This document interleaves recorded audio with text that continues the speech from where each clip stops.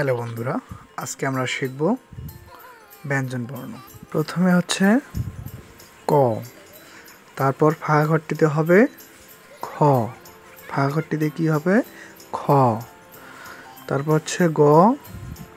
ঘ, আবারও ফাঁকাঘরটিতে কি হবে ফাঁকাঘরটিতে হবে উ, তারপর হচ্ছে চ, ফাঁকাঘরটিতে হবে ছ, ফাঁকাঘরটিতে কি হবে ফাঁকাঘরটিতে হবে ছ, তারপর বর্গীয় জ,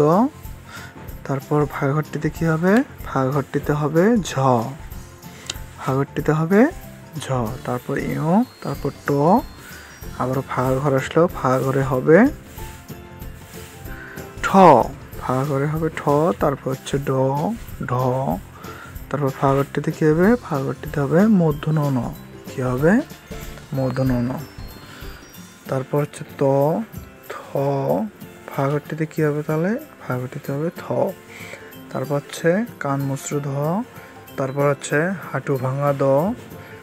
তারপর হচ্ছে দন্ত ন, তাহলে ফাঁকাঘরটিতে কি হবে ফাঁকাঘরটিতে হবে দন্ত ন, তারপর হবে প,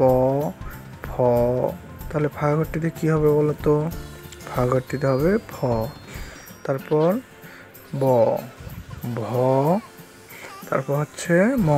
ফাঁকাঘরটিতে কি হবে তাহলে ফাঁকাঘরটিতে হবে ম, তারপর অন্তস্থ জ,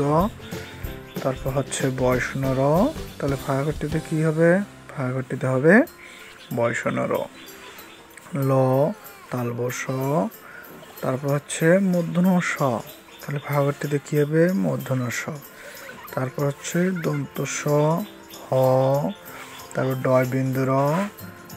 তাহলে ফাঁকাঘরটিতে কি হবে ডয় বিন্দু র, ডয় বিন্দু র, তার ফাঁকাঘরটিতে কি হবে বলতো ফাঁকাঘরটিতে হবে অন্তস্থ খণ্ডেক্ত, তারপর হচ্ছে অনেশ্বর, তারপর কি হবে বিসর্গ, কি হবে বলতো বলো বিসর্গ, তারপর হচ্ছে চন্দ্রবিন্দু, এটা হচ্ছে সবার শেষে চন্দ্রবিন্দু। তো চলো আমরা আর একবার পড়ি।